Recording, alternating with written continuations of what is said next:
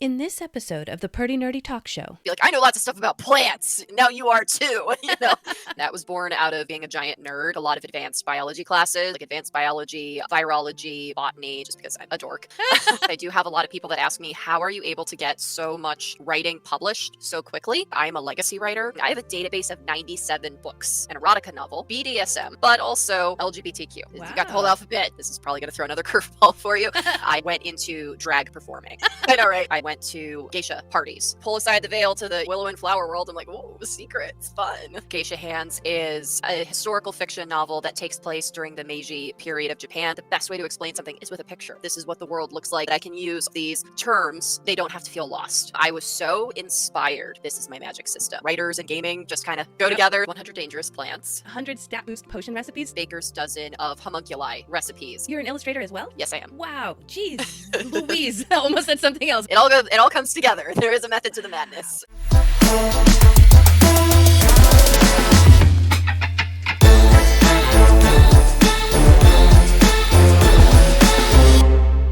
Hey everybody, welcome back to the Perty Nerdy Talk Show. Today I have with us Alice Liddell. I am so happy that she is here with us today. There was a scheduling snafu basically, and poor Alice has probably been waiting quite a while, and I don't want to make her wait any longer. So here we are. We have Alice with us today. Alice, I had the good luck to run into you in a forum. You mentioned that you have quite a bit under your name. I see that you have poetry collections, art book, magazines, and you also have some items on DriveThruRPG, which I'm really excited to talk about. So let's start off with, tell us a little bit about yourself and maybe how you got into what you're doing today. Absolutely. Thank you so much for having me here, and welcome. Hello, everyone. Thank you for tuning in. I am thrilled to be here. As we know, sometimes life gets in the way, so we make do, and we are here today.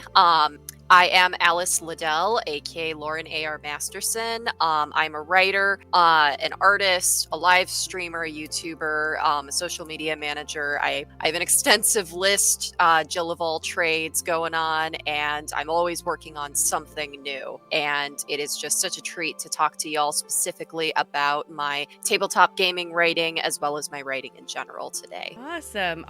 So where did you start? Did you start with writing tabletop stuff? Did you start with writing stories and books? Absolutely. So I'm actually very privileged in that I am a legacy writer. So my mother is actually a writer, and we also have other women in our family who are generations above who are also writers, published writers. And so from a very young age, I was groomed for this. Not put on me by any means, but when I started showing talent, it was like, all right, let's rev the engines. And my mom trained me professionally, and I went on to study writing in college. So I was given all the advantages, all the legs up. I've been writing, cute little stories since I was about, 3 years old, could hold a pen. And I started writing novels when I was 12, and I started writing in a professional capacity when I was 24. I own my own publishing house with my best friend and co-editor Brian Thompson. Prior to owning the publishing house, that actually evolved from our fashion magazine, Cloudorg Magazine, because I was a professional model for many years, and so it just made logical sense to build our own magazine together because we were going to all these fashion events and things anyway, and I had the writing talent and he had the publishing talents and capabilities, so just put those together. And from there I've become a published author, and from that I've also gotten into writing for tabletop gaming, just with a lot of the different circles that I run in. Writers and gaming just kind of go together, so it was just a logical evolution of things. So I write novels while writing gaming at the same time. I just really appreciate the fact that you said that writing and gaming go like this, because I have not seen, I'm not trying to toot my own horn or anything, but when I created my channel, I had not seen a channel that kind of combined fiction writing with gaming in one channel, and I wasn't certain. I still don't know, to be honest. I'm still a fairly, smaller channel, but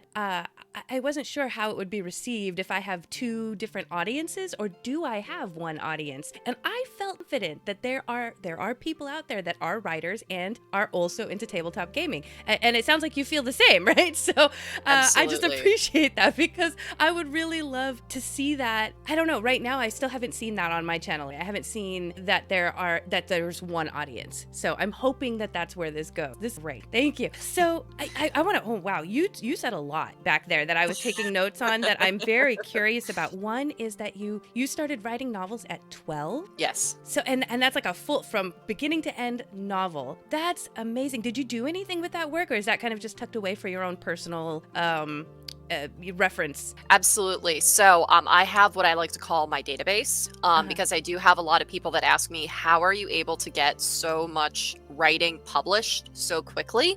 And the thing is they think that I sit down I create a new idea, I write the idea, polish it, and send it off to the publisher. And that's actually not what's happening. Is that I have this entire database of writing that is at least, 2 decades old.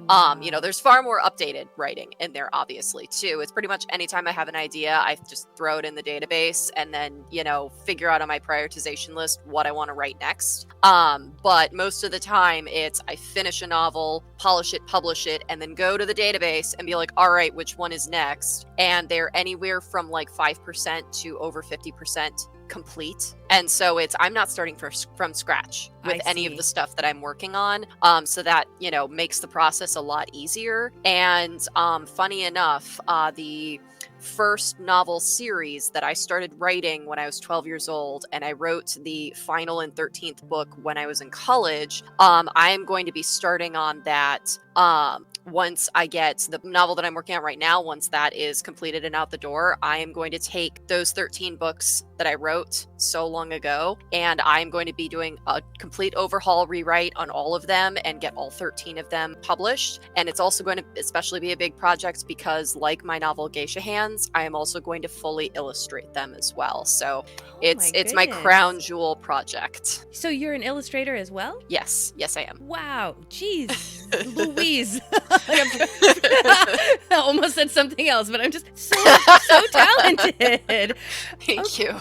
Okay, novels at 12, illustrator, a publishing house. Let's talk about, so you kind of touched on that, you had a friend that had the skills in this area and that you were able to combine your efforts, create this publishing house. What other things have you published? Any other things from other authors? How does that part of the business work? Absolutely. So our main focus is on our own works, and part of the motivation behind having our own publishing house is that we can have our own rules, and that's so that we can publish things that conventional, traditional publishers are not going to take on for various reasons. Right. I do have other works that are traditionally published, so I'm fully capable of doing that. I just earmark, depending on what my goals are, for different books and projects, which way it's going to go. So for instance, my novel Geisha Hands is fully illustrated. It also has big portions of the text in Japanese. So it also has translations and it has a glossary and all of that. A traditional publisher doesn't want to invest the time, money, and effort in order to have a custom formatted novel that also includes the cost of full color illustrations. So obviously that was a project that I did through our publishing house. Right. But, a traditional style novel that's more appealing to a traditional publisher, I do the traditional submission process. I see. But we have published other authors. They've mainly been people in our local circle, just because we aren't really interested in growing it as like a major business. It's more so to be like a resource for ourselves and our friends and things like that, for that specific purpose of, I have this specific project and I just want to get it out there. And, we believe in that project. And we also have, with the art books, that we combine writing and artwork and photography, not just from the two of us, but also from other artists and writers as well. So it's like a collaborative sort of effort together. So, we do that as well. But in terms of being like, a big corporate publishing house, that's definitely not in the cards. That's not our goal with having it. Right. Wow. Fascinating. And the name of the publishing house is? Cloud Orchid Publishing. That's right. Now you also mentioned you were a professional model. Yes. I know this isn't necessarily writing, or world building, but I'm curious. I'm sure you folks are curious too. So Absolutely. And it does seem like something that has nothing to do with anything, but it is a key part of my story and my journey to, getting to where I am today is, right. I actually was a child model. So I did start off doing that, but I didn't really get into it seriously until I got into college because my parents were like education first. So I didn't Yeah. really get, too many opportunities, but in college, it was something I wanted to do full time. So I was going to school full time and modeling full time. And then after I graduated, I had the capability of being able to tour nationally. So work with photographers from all over the United States and be a part of all these amazing projects. And that's how I met Brian. Is the first year that I went away to college, he was a part of this local photography group that I worked with on a regular basis, where local models and photographers would get together to do projects they wanted to do, to have fun, network, all that. So we were, in each other's faces a lot, and we just really clicked and became best friends. And we just kind of snowballed from there, doing all of these incredible editorial projects together. And then we created the magazine together, which then evolved into the publishing house, and we still go on crazy adventures together. One of our pet projects that we love doing is going to haunted abandoned places and doing like ghost exploring while doing like also like high-end like photo shoot stuff and creating art in these spooky crazy places. And it's always just a whole like experience adventure. So yeah, we have fun. Oh my gosh, it's so funny. I don't know if it's just having a creative personality, or if it's just the type of people that I meet, but I love graveyards. I love spooky places, and I will purposely, even though I'm a big scaredy cat, I will purposely subject myself to these things because I just love them. It's so funny that you do that. That's so great.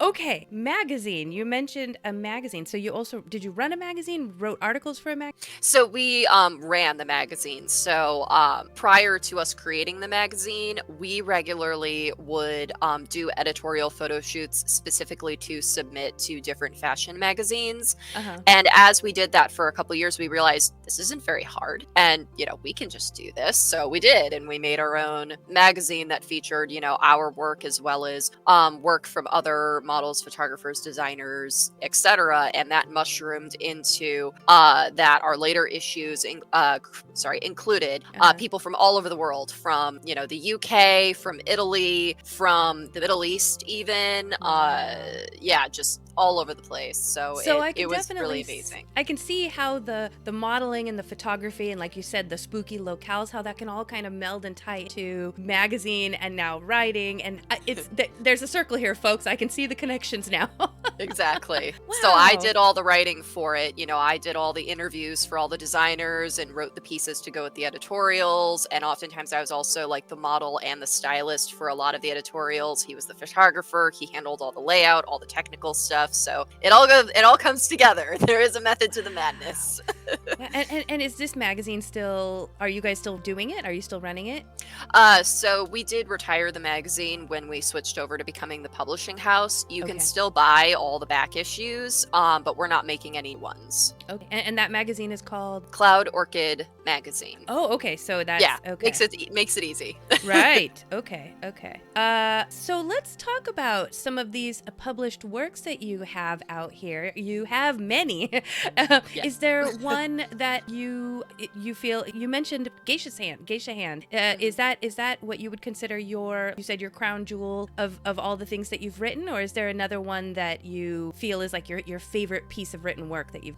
I would say Geisha Hands is the most labor of love that I've done thus far. My crown jewel of my career is yet to come. That's the 13-book series that I'm going to be working on very soon. That's right. I do have it right here. But yeah, Geisha Hands is definitely my labor of love book, where it's a full novel and it's also fully illustrated with fun pictures, and it has a full glossary. So yeah, it was a labor of love. It took over 5 years to complete. It was 3 years of writing and extensive research, and I actually also went to Japan and interacted with an One-san of an Okasan. An Okasan of and Onesan, and I also actually went to geisha parties while I was there. So I got to actually talk to these people and learn things and all that. So it was an incredible experience. And then it took me an additional 2 years to illustrate everything. Can I ask, did you do the travel to Japan specifically for this book, or was it that you just happened to be in Japan and you're like, I can take all of this and make something with it? So it was kind of a culmination of that. I had always wanted to go to Japan. I had many different reasons why I wanted to go, and it was a while I'm here, Yeah. let's take advantage of the opportunities that we have. And some of them I just fell into. Like, I didn't plan to meet an Oke-san. I didn't plan to, actually go to the Hanamachi and meet these people. I did plan to have a geisha party. I did plan next. You have to plan that in advance. But yeah, I didn't know I'd be like, being able to pull aside the veil to the, willow and flower world. I'm like, oh, secrets, fun. So can you just, for those of us who don't know, what is an Oke-san? So I'm sorry, I keep saying things wrong because I'm a little okay. nervous. Okasan. An Okasan is the mother of a geisha house. So she's the one who's in charge of all the geisha and Maiko that live there. So geisha and apprentice. Geisha. Okay. Yeah. Okay. Yeah. I mean, yeah, some of those I remember watching the little geisha. Memoirs of a Geisha. Memoirs of a Geisha. I love that movie. So some of this verbiage is starting to, I'm like, oh yeah, that's right. I remember that. And then you mentioned a geisha party. Yeah. Is this like something you like register to go to, or how, can you explain a little bit more about this geisha party? Absolutely. So I specifically booked when I was staying in Kyoto. Instead of staying at like a typical hotel, I stayed at a ryokan, which is a family-owned inn. Okay. And I made sure that I specifically stayed in a ryokan that is attached to a tea house. And so in order to have a geisha party, you have to register through a tea house. Okay. And especially as a foreigner, you have to like get like, special registration and like pay all this stuff in advance and stuff, because they have a lot of rules about being able to have a geisha party. Like, it's a big to do, it's very expensive and all that. And there are like services that you can go through, but I wanted a more authentic experience. I didn't want the tourist, like, they hold your hand experience. I wanted a real geisha party. So I had to do all this stuff myself. Yeah. And so the family who owns the tea house, they have like a I guess, for lack of a better word, like a registry of these are the different geisha and Maiko that, specifically entertain at this tea house on a regular basis. And, based on when you're going to be here, these are the ones that are going to be available, and they'll come and they'll do a party for you. And it's a whole thing where you sit down and you're brought dinner in your own special room. It's like this gorgeous like entertainment room, and they bring you this beautiful dinner, and there's drinking, and we weren't able to get a geisha because they're very expensive, they're very high in demand. So we had 2 Maiko, 2 apprentice geisha, and they were so cute, they were so adorable. Oh my god, they were so excited to be there. And they both each did a little dance for us, and then they like hung out with us. One of them spoke English and one of them didn't. So the one that spoke English was able to kind of be a buffer. And I do know a good amount of Japanese, but it really helps to have somebody else who also knows English to be able to kind of bridge the gaps in the language. Right. And so we were able to have a fun conversation. And then we also played some drinking games. And yeah, it was just an absolutely lovely time. Fascinating. So now that at least, for the viewers and for myself, we have a little bit of context about, geisha and Maiko and being in Japan. Can you tell us a little bit about what Geisha Hand about? Absolutely. So my book Geisha Hands is a historical fiction novel that takes place during the Meiji period of Japan, which is the era of Japan that most people think about when they think about Japanese history. It's that part of history that's around the time of World War II. It's the Restoration period where they were starting to modernize, aka westernize Japan. So we still had a lot of these traditional elements going on, but they were starting to get more Western influence going on.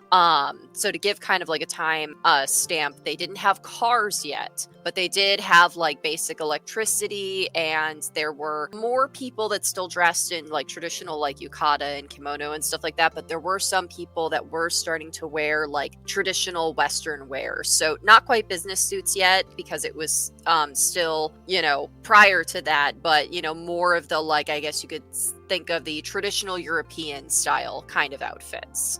And so it's this nice little bridge for Westerners to be able to understand Japanese culture while still having some of those Western roots in there that they can kind of come back to, that they're familiar with. Right. And the point of this story is supposed to be like fun and educational, in that, like, I meet so many people that don't understand about, like, not just Japanese history and culture, but just the like the history and just how it works in general. And so I have illustrations like this where it explains something. And I found that the best way to explain something is with a picture. And so it's like, here's this thing. I know you don't know what this thing is, but I'm going to give you a picture so that you can see what the thing is, as well as doing, I call them like scenes. So it's like a full scene so that you can get an idea of, this is what the world looks like. This is what the people look like. This is what's going on. And putting all this together just makes it so much more approachable for Westerners, that I can use all of these terms and they don't have to feel lost reading it. That it's like, I'm not going to dumb this down. We're not dumbing this down. We're not using the English equivalent for words,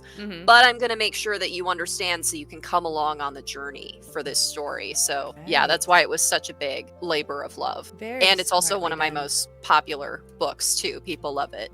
So and the plot of the story is there absolutely. So the plot of the story is the main character, her name is Yuki, and she is a Maiko, an apprentice geisha, but specifically on the cusp of the ceremony to become a full geisha. And that's also a misconception that I wanted to address in this book, is that with westernized stories like Memoirs of a Geisha, they conflate geisha with courtesans, specifically, especially with the idea of mizuage. Mizuage is a courtesan thing. Auctioning off your virginity to the highest bidder, that was a courtesan thing. That is not a geisha thing.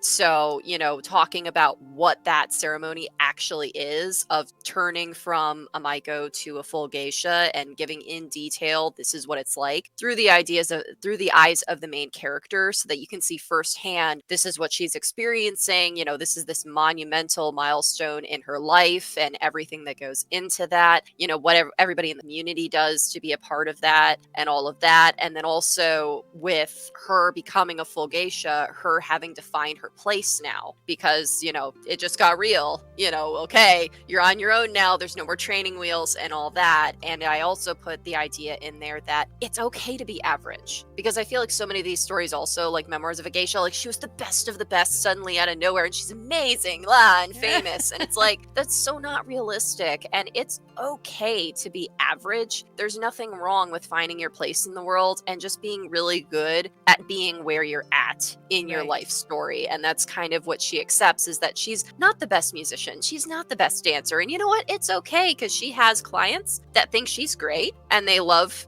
having her host parties with them. And who cares that she's not the top rated?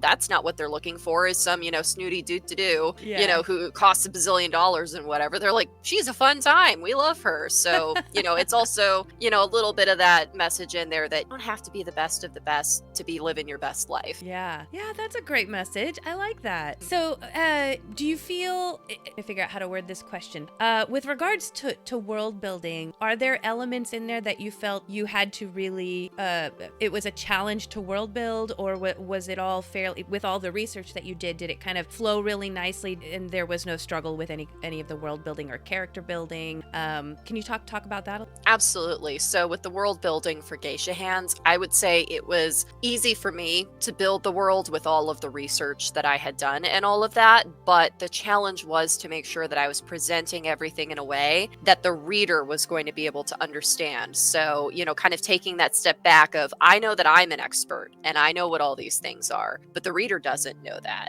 And how do I present this in the most authentic way possible while not losing the reader along the way? So that was the main challenge I had with writing it, is being able to be like, here's this amazing, wonderful world, but I'm going to be your little tour guide and make sure you don't get lost going through this world. Right. And so therefore the pictures and the illustrations, I see how that can help that along. So when you were writing this, that's when you formed that concept of I need to pictures and so to help the reader. That's awesome. That's so cool. I love the geisha culture as well, and Japanese culture. So I would find something like that really fascinating, and especially with all the work that you put into it, right? Because that's not something that's always accessible. Not everyone's going to go to Japan. Not everyone's going to know about this stuff. Let's see. You have some other books I see. Love of the Sea, Tearing Down the Wall. Is it Freya's Baby? Is that how you Yes. pronounce that? Okay. Yep. And Freya's Baby Shattered, and Succumb to Darks. That's the list I hear. Yep. Wow. Do you want to talk about any of those? Is there any of those that you feel had more, like the most amount of world building that you had to spend time? Absolutely. So I do. Those are all of the titles of my novels, as well as Pandora's and novella. But in total, currently today, I have over 31 titles of, poetry books, art books, novels, all of that. But in terms of the world building, I would have to say that Love of the Sea, I'm gonna take this out, Love of the Sea and Succumb to Darkness took the most world building, and it's because they're both fantasy novels, but the world building was different for each one in my goals with it and, what I was trying to accomplish for the reader. So with Love of the Sea, this is a mermaid fantasy, and it's a high fantasy story, so it's all about the world. It's all about the type of magic that is used. So it's, old world Celtic magic, mermaid magic, and it also turns the idea of the Little Mermaid, the original story, on its head, where the mermaid, is convincing the human prince to basically leave everything behind and also become a mer and join her in the sea. And so, very high fantasy tropes going on here, whereas Succumb to Darkness is a dark fantasy. It's vampires, but there isn't like magic going on. It's very much like, let's go back to the old school European model of that there are these monsters that they exist to kill people. They're predators. And most of the world building came from that this story, while it's fantasy, it is grounded in the French Revolution. So, this is the French royal court, and the revolution is coming. It's just we're adding that idea of that because they're vampires, they're literally sucking the peasants dry. And the peasants have had enough. Yeah. So, I don't want to ruin it. I was going to ask, do the peasants revolt? I need to know. But that's for the readers to find out. Yes. So. I can't spoil that. That's a big spoiler. Okay. Well, I'm very curious, since you did mention that Love of the Sea was very high magic fantasy. I would love to touch on a little bit more on of the world building. You mentioned something about Celtic magic and mermaid magic. Can you talk about the magic system? Because I think that is probably the most iconic thing of any fantasy writing and world building is magic systems. And so I love to ask my writers about their magic system, hard magic, soft magic. How did you come up with the concept? Can you talk about that? Absolutely. So I began writing this story when I was in college, but I feel like the building of the magic system really happened after I graduated, and this is probably going to throw another curveball for you. After I retired from modeling, I actually went into drag performing, and I know, right? So I actually did a drag performance at this religious goddess festival, pagan goddess festival for the moon goddess Diana. And I actually since then have become a part of that lyceum and do a lot of stuff with that. But I was so inspired by the religious ceremony that they did for that particular festival for the moon goddess, and just how intricate it was, and just all of the different things they did and why they were doing it, and the history behind why they were doing it, and just everything. And that was when I was like, this is my magic system. This right here. I see. And yeah. So I built it off of, historical Celtic style magic. And I know, Diana's a Greek goddess. What does that have to do with Celtic? That was just the jumping off point with that, let's go with a historically grounded magic system. Let's pick an area that makes sense. And I picked the Celtic style magic because it's that deep earth magic, Right. that it's all about the elements and it's all about respecting the earth and all of that. And I just felt that fits so well with Love of the Sea because it's about the ocean. It's about the Yeah. sea. It's about mermaids. And it doesn't get more raw and elemental than the ocean. Like, the ocean Right. does not care. The ocean will wreck you if Right. it feels like it, So I just felt that was a perfect magic system for that. And that it's all about, the balance too. It's the balance of the humans and the Mers, and that they've been out of balance for centuries and fighting with each other. And it's also the balance of, the land and earth magic with, the sea magic, and seeing, oh, can we actually put these together and make them work together? Can we make that be a thing here? And also drawing upon the idea of like mirrors and shadows and illusions and manipulation and things like that, that's also part of very old magic like that it's all about, I'm just gonna use my Jedi mind tricks to be like, you want to do this.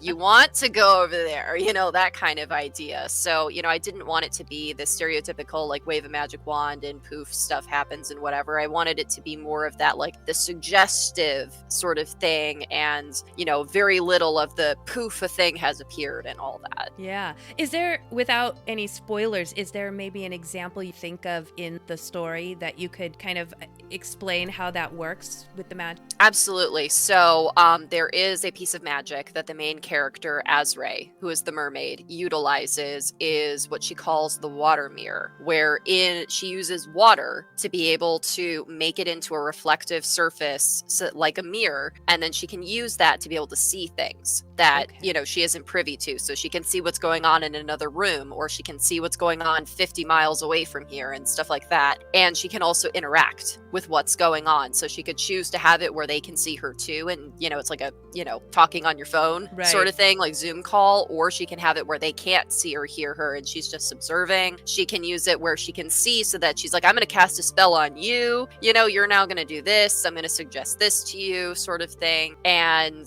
it's that slight manipulation of, she's like, oh, this princess over here is horning in on my man. I don't like that. I can't just tell her, hey, go away. That's not going to work. So, oh, there's conveniently this other dude over here that she's kind of talking to.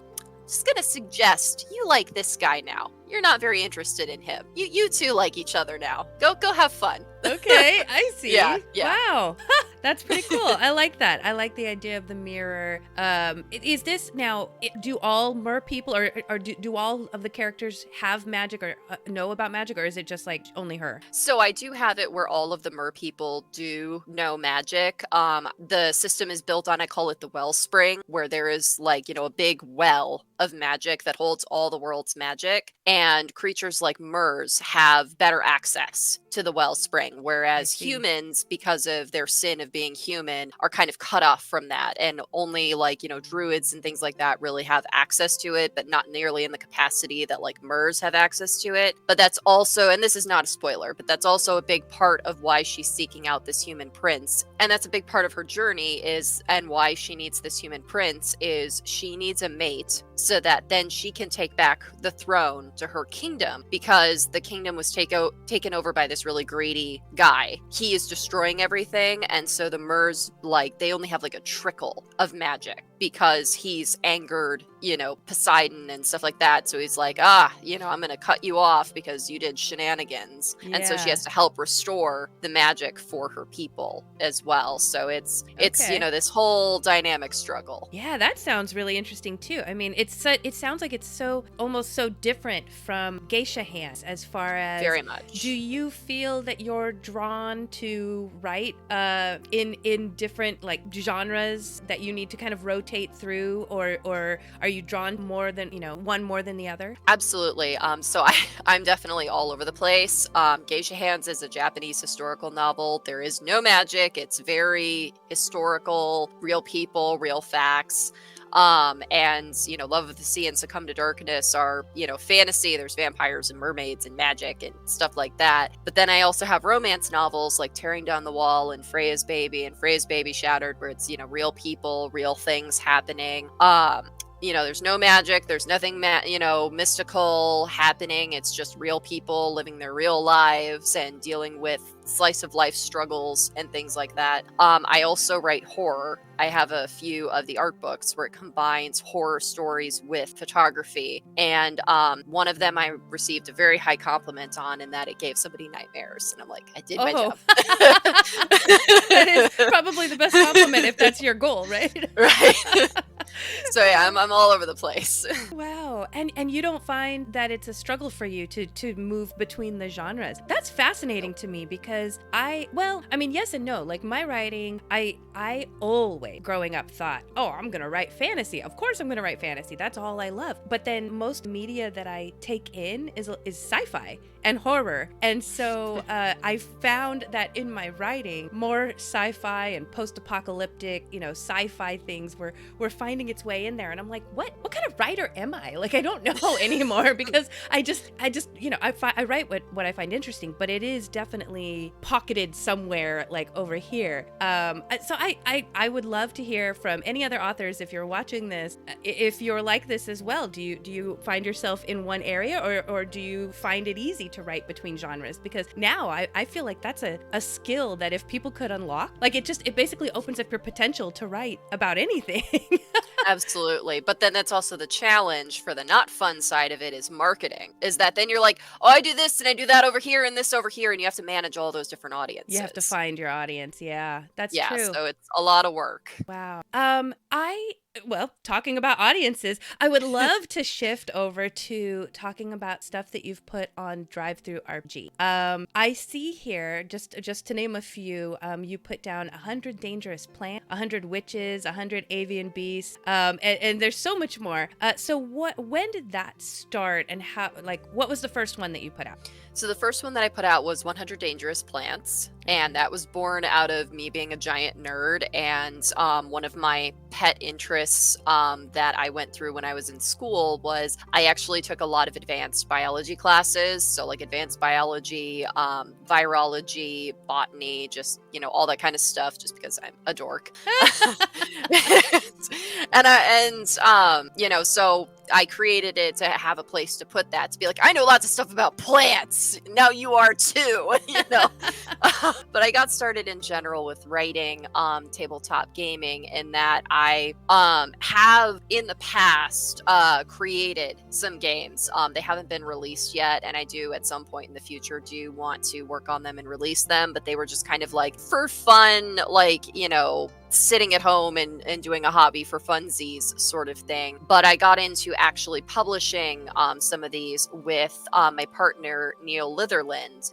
He works closely with a few different gaming companies, and the one that I'm specifically publishing with right now is Azukale Games. And what's really nice is they're very flexible, so I don't have set deadlines. They're just like, hey, whenever you finish one, just send it over to us, and we'll put it up there. That's great. Yeah, so that works really well with my absolutely chaotic, very busy schedule. Yeah. Yeah. And all I have to do is just be like, hey, I have this idea. And they either say, yeah, it's not really what we're looking for right now, or, oh, yeah, go for it. So, they do approve the topic ahead of time, and then they just let me just run off the rails with it, which I love. That's amazing. So do you DM, or are you a player, or are you both? So I'm a player. My partner, Neil, does work as a DM.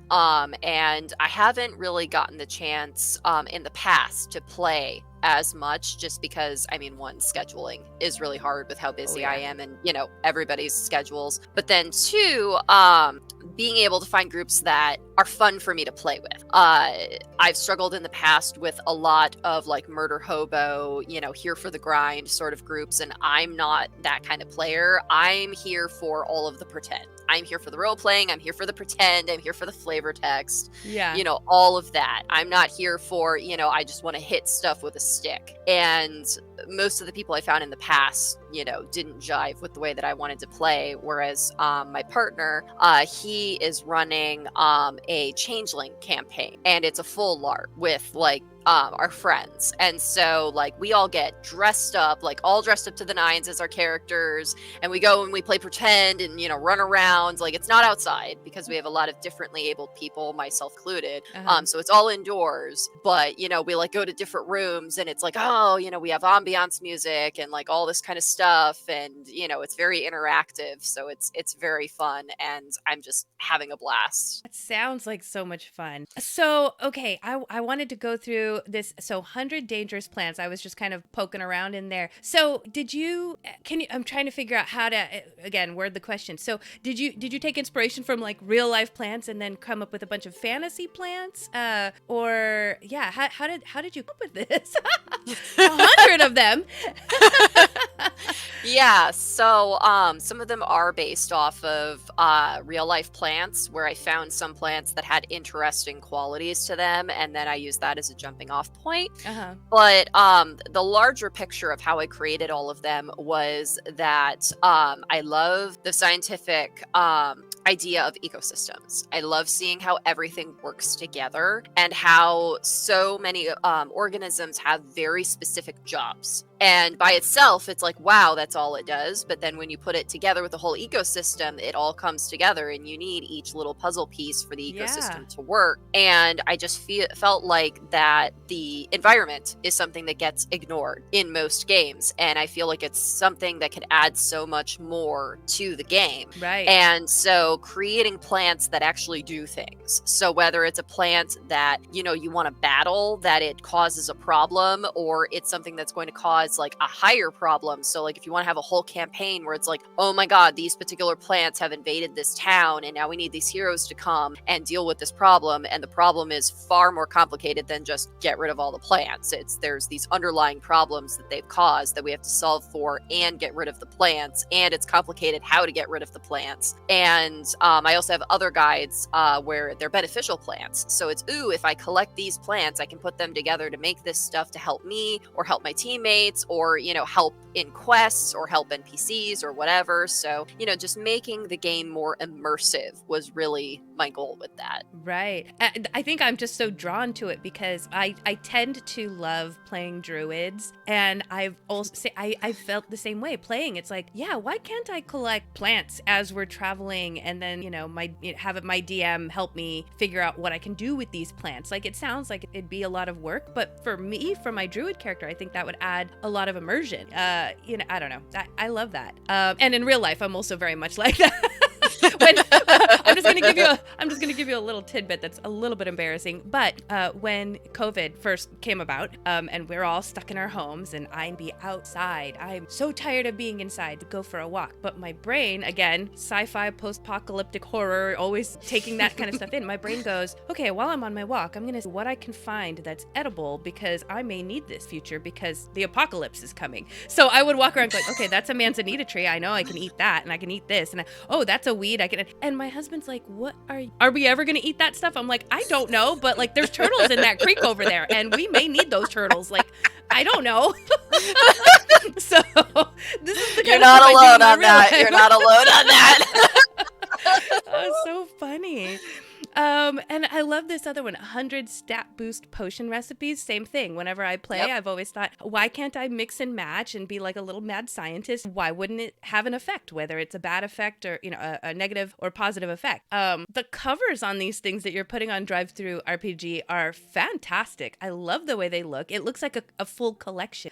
So no matter what you buy, if you're buying multiple things off Alice's DriveThruRPG, it looks and feels like they all belong together, which I think is so great. I love it. Are there any of these that you love the most? That's your baby, when you put that out there? I would say that 100 Dangerous Plants is my favorite one that I wrote. Okay. I had fun writing all of them, don't get me wrong, but I had the most fun writing that one, just because I feel like I just went, absolutely level 10, nerdiness, just I know all this and now you will too, and all of that. But I would say that the one that is like my baby, is the potion recipes one. And that's because that one is enormous. It is thus far the biggest guide that I've written. I forget how many pages it is, but it's a beast. And I didn't even realize how long it was until I turned it over to Geisha Games, and I was like, oh my, that's actually way longer than I thought it was going to be.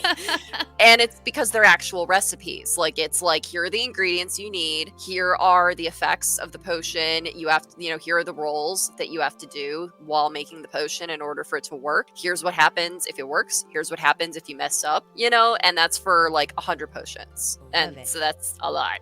Love it. And now, do you still put things up on DriveThruRPG? Okay. Yeah, so I feel bad that it's been a while, just because I've been so busy with different projects, and I also got a new job last year, and I just got promoted last month, so life has been a little bit chaotic. Thank you. But I am currently working on my next guide, which is a baker's dozen of homunculi recipes, so it's going to be a more like alchemy based kind of thing. That's so cool. Yeah. Are you playing an artificer at the moment?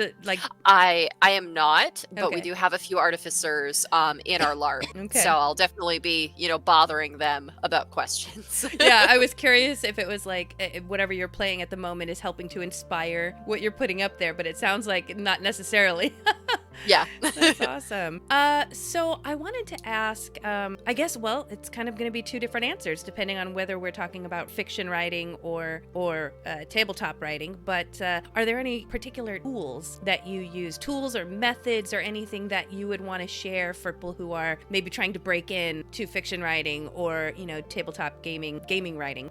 So I'll go with the easier answer first, okay. Which is the tabletop writing. And it's similar to fiction writing, and as in it's all about who you know. So networking is most important in both fields, in terms of getting your writing out there, getting it published. And with the tabletop writing, with things like DriveThruRPG, I mean, you can self-publish your own stuff. That's, totally an option, but it's a lot more helpful if you can publish stuff under an existing publisher, because then one, you're not having to bear the brunt of all the marketing and handling everything and creating it into a finished product, because Geisha Games actually does all the illustrations and cover art and, does all the layout and puts all that stuff together for me. I just hand them over the writing, and then they just transform it into these wonderful guides. Okay. I could do that. It would just take me way longer to do all that. And if it's one less thing that I have to do, then hooray for that. So having a team of people that can handle those different components for you makes it so much easier than doing it all on your own. So yeah, just go to conventions, go to events. You never know who you might be talking to, who they might be connected to, or, what they are, actually putting out there and stuff. So, make sure that you're not just putting yourself on an island. Make sure you do that networking in order to help get your stuff out there. And also, if you do want to go the path of, hey, I am willing to put in the effort, still network and learn from other people, best practices. And, that can save you a lot of trial and error and help get your stuff out there more successfully. With fiction writing, especially with writing and publishing books and things like that, I always have to give people this disclaimer is, as I said at the beginning of this interview, is please don't compare yourself to me in particular. I have so many fans who are also writers and aspiring authors, and they see the stuff that I'm doing and they see the rate that I'm doing things and they get discouraged. I am on a whole other planet. I am not somebody that you want to compare any of your stuff to, because like I said, I am a legacy writer. I have been groomed to do this since I was 3 years old. I have had all the opportunities. I have had all the training. I have had all the everything. I have a database of 97 books in different stages of completion. So just take me out of the race over here and, do things at your own pace. Make your own goals based on your own work. Comparison is the death of creativity. Yes. Don't worry about what other people are doing. Networking is very important, interacting with other people, learning from other people and all that. But when it comes down to sitting with, whether it's your pen and paper or your computer, whatever your method is, worry about you. Don't worry about what everybody else is doing. Don't look at Instagram and book talk and all that. Just worry about you. Yeah. Great advice. I love that. And I was going to say, usually my last question is, what advice do you have? But you already covered covered a few. Are there, I mean, we can either move, if you have any other pieces of advice, or if you had any other tools that you use, whether it's online tools or books, referencing materials, anything like I mean, I'm a traditionalist in that I don't really use a whole lot of outside stuff in order to create anything that I create. And that's, again, why I also tell people, please don't compare yourself to me, is that when left to my own devices, I can just literally sit here and just write all day. I have never had writer's block in my entire life. I don't know what writer's block feels like. Staying focused is, a completely different challenge of, you need to be working on this project. Oh, but no, we're over here doing this instead. So, there's a lot of that. But I don't like use anything like Grammarly or Scrivener or anything like that. In terms of like research for like my historical fiction novels, like I actually sit and do hard research where I have an entire library of reference books, like historical texts. Because I also am multilingual and I grew up speak French. I also have many of those texts about French history that are in French firsthand and all that, which is a big part of what went into writing Succumb to Darkness is I am French, so it was easy. But yeah, and just knowing how to do that whole research process and being able to find proper sources online, knowing the difference between, stuff that's just on the internet and stuff that's actual real material that you can use. Those are just skills that I've just been groomed to have over the course of my life from my private tutelage. So I don't really have anything helpful in terms of that, just because, again, I'm off on another planet over here with that.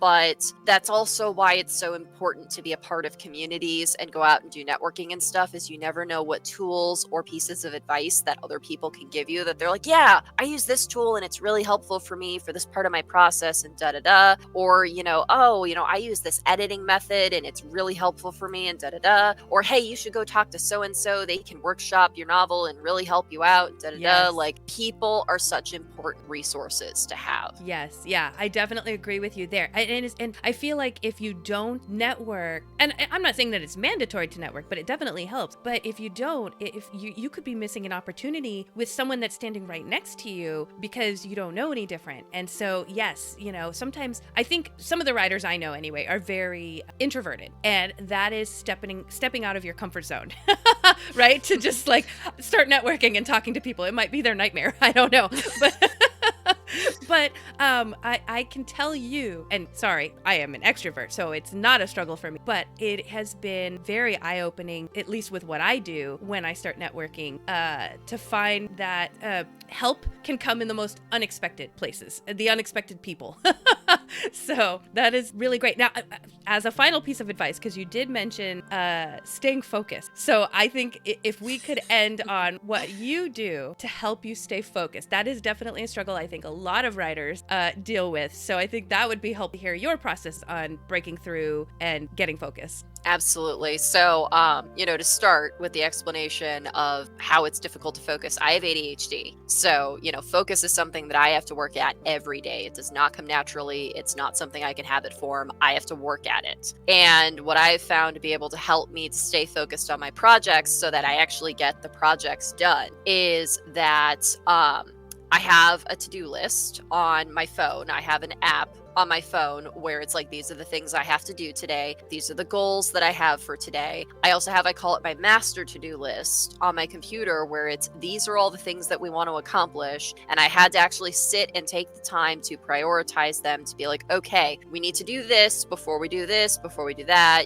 These are the requirements in order to accomplish these things. I also have whiteboards where one of them is my calendar, so that I can sit down and schedule things and be like, we're going to do this on this day, we're going to do that on that day, and da-da-da. And then I also have a whiteboard where I keep track of my current novel project, where it's like, we've written this many words. This is the goal that I have for the word count I want for this novel. I've written this many pages. This is the goal for the pages I want. This is the stage we're at right now, whether it's the creation part or the editing part, or we're researching publishers right now or whatever. I have my little whiteboard to give me the dopamine of, yay, we accomplished a thing. thing. We're this much closer to this goal and whatever. And updating that, is fun and helps with the focus of giving yourself those small rewards. Because if you don't give yourself small rewards along the way like that and celebrate your small successes, you're going to get burnt out. So many people are like, I just need to publish the book. And it's like, there's so much that happens between story idea and publish. There's so many goalposts for you to celebrate along the way. Make sure you celebrate them. Yeah. And, also make sure that when you do get to the big finish line of publishing the book, celebrate it. Like, so many people are like, okay, I did it, goodbye. Like, no. You need to have a party. You need to tell everybody and be like, I did a thing. Like, celebrate it, because that's also how people get burnt out, is they go through the whole process and they're like, oh, well, I did that. Okay, I'm done now. That was so exhausting. Celebrate the successes. And also, don't be hard on yourself when you're stumbling, because that also is how you lose focus, is when you fall off the wagon. It's having that wherewithal to get back on the wagon. Don't beat yourself up. Don't go in a downward spiral. Just be like, you know what? I didn't write today. That's okay. We can write tomorrow. There's nothing wrong with that. Don't beat yourself up and be like, oh, I'll never write ever again because I didn't write today. Like, how silly does that sound? But so many people do that. Yeah. So, celebrate small successes. Don't sweat the small stumbles or even the big stumbles. We're all human. Life happens at us, whether we have control over it or not. It's okay. It's a journey. And as always, you can write until the day you die. There is no time limit to doing these things. So if it takes you, a month, a year, 10 years, whatever, to write your novel, that's how long it takes, and that's okay. Yeah.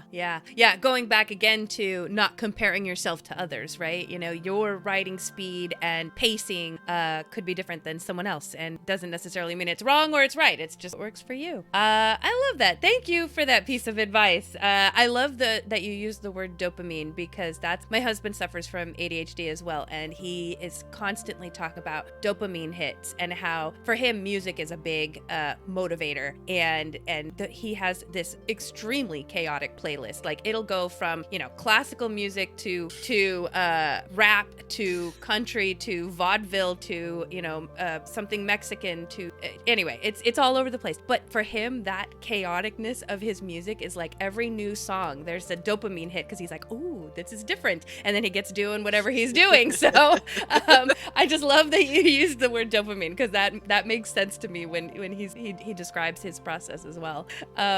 So I wanted to end on where people can find you now that people have gotten to know you through our interview and all the things that you have out there.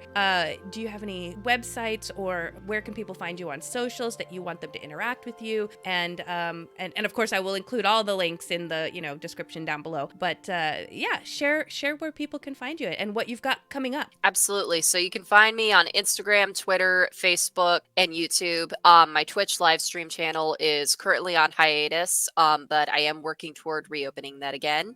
My platforms are under Little Alice 06. My YouTube is Alice the Author, and my Twitch channel and my other YouTube channel are based on my gaming stuff. So that's KHR Arts. So that's a completely different thing. But you can also find everything through Cloud Orchid Publishing. And I try to keep everything as updated as possible.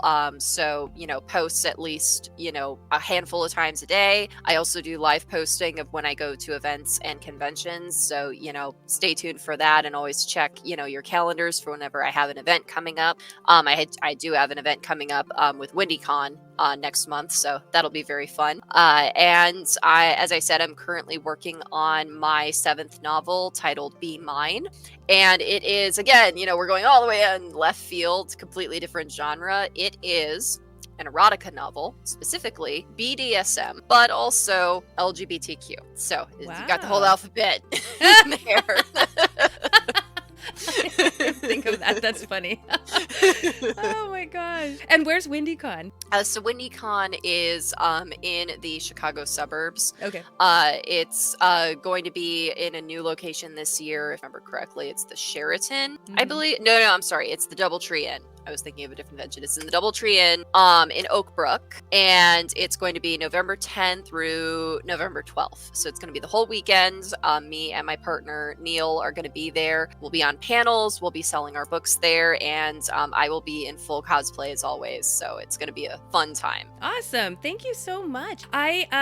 You said November 10th. So what I will do is I will do my darndest to make sure this goes out before November 10th. I have some time, but I will try to do that so that people see this in time. Obviously, I would hate for people to see this and go, well, it's November 30th.